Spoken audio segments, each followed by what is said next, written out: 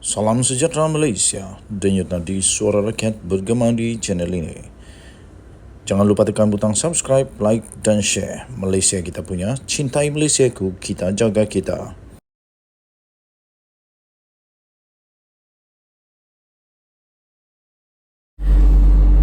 Salam sejahtera Malaysia. Habislah Sanusi kali ini. Ini dia. Sanusi bakal dilucutkan pangkat kehormat TLDM sekiranya beliau memang betul-betul bersalah, dan mungkin patutlah supaya beliau dilucutkan pangkat kehormat TLDM, kerana TLDM adalah di bawah naungan Diraja Malaysia. Sekarang ini kita ketahui bahawa Sanusi sudah pun berada dalam keadaan yang parah, amat parah, kerana didakwa buat kali pertamanya orang-orang politik besar di Malaysia didakwa menghina Sultan. Akhirnya Menteri Kementerian Dalam Negeri Saifuddin Nasution Ismail sorkan supaya lucut pangkat kehormat TLDM pada Sanusi. Sekiranya anda setuju, anda boleh tinggalkan komen saya setuju, lucutkan pangkat kehormat TLDM Sanusi. Saya sendiri kalau ditanya, saya setuju. Kenapa? Kerana beliau sudah melepasi had, sudah melepasi limit yang sebenarnya boleh pakai ketika berkempen oleh mana-mana orang politik di Malaysia. Dia sudah melebihi had. Setiausaha Agung BKR Saifuddin Nasution Ismail mencadangkan supaya menarik balik gelaran Laksamana Pertama Kehormat Pasukan Simpanan Sukarela Tentera Laut Diraja Malaysia TLDM yang telah diberikan kepada Muhammad Sanusi Mad Nor. Ini selepas Menteri Besar sementara itu didakwa telah menghina Sultan Selangor, Sultan Sarafuddin Idris Shah. Sanusi dilantik sebagai Laksamana Pertama Kehormat Simpanan Sukarelawan Tentera Laut Diraja Malaysia pada tahun 2021. Tetapi Saifuddin menegaskan bahawa Sultan Selangor merupakan kapten yang dipertua TLDM. Kali ini memang Sanusi parah. Kerana Sultan Selangor sendiri merupakan kapten yang dipertua TLDM. Baginda mempunyai kuasa yang amat besar dalam TLDM. Sepatutnya Sanusi sedar tentang perkara itu. Sekarang dia sudah menghina Sultan Selangor, Sultan Sarafuddin Idris Shah, dan sepatutnya saya fikir memang layaklah pangkat yang diberikan kepadanya itu dilucutkan serta-merta. Sultan Selangor tu memang TLDM bawa naungannya, kata Menteri itu, Menteri Dalam Negeri ini. Jadi Datuk Sanusi dia kehormat. Dia bukan tentera laut, tapi dia dapat kehormat punya. Sultan Selangor itu adalah ketua dia. Tiba-tiba hang pi hina tuanku. Jadi saya ingat, mungkin sampai masanya Majlis Angkatan Tentera semak balik hak kehormat Sanusi. Barangkali sampai masa tarik baliklah.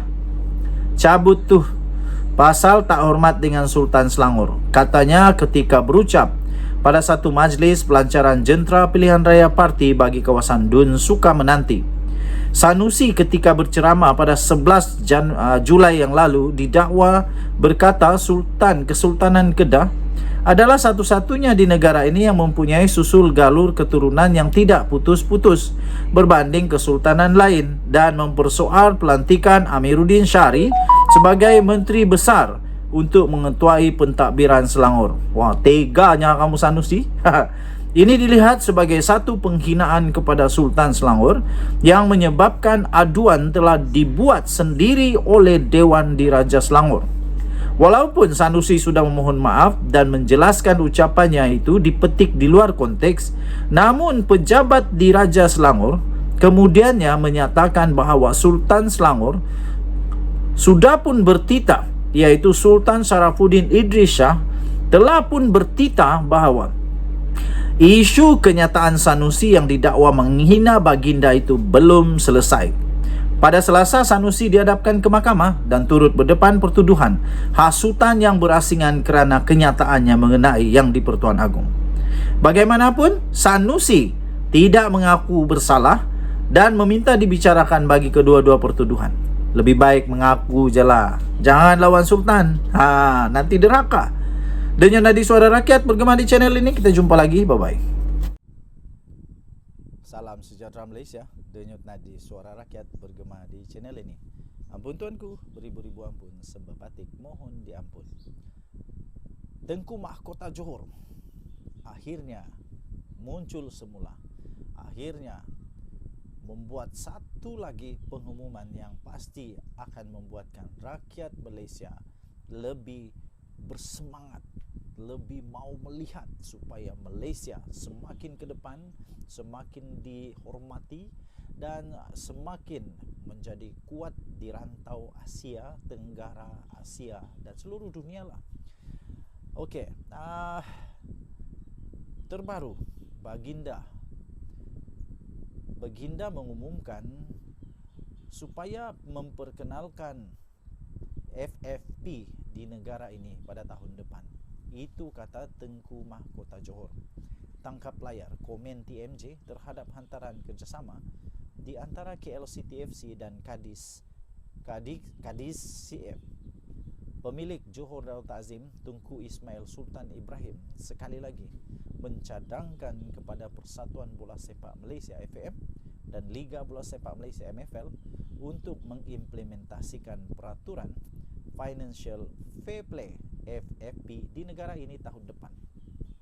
Selain cadangan untuk pengurusan kewangan yang adil itu yang pernah disarankan beberapa tahun lalu, Tunku Mahkota Johor TMJ tersebut juga menyarankan supaya FM dan MFL mengutamakan pembangunan bakat di akar umbi pasukan bola sepak di negara ini. Katanya, kelab bola sepak di negara ini tetap perlu usahakan sendiri aspek lain, termasuk dana, pembangunan akar umbi dan infrastruktur.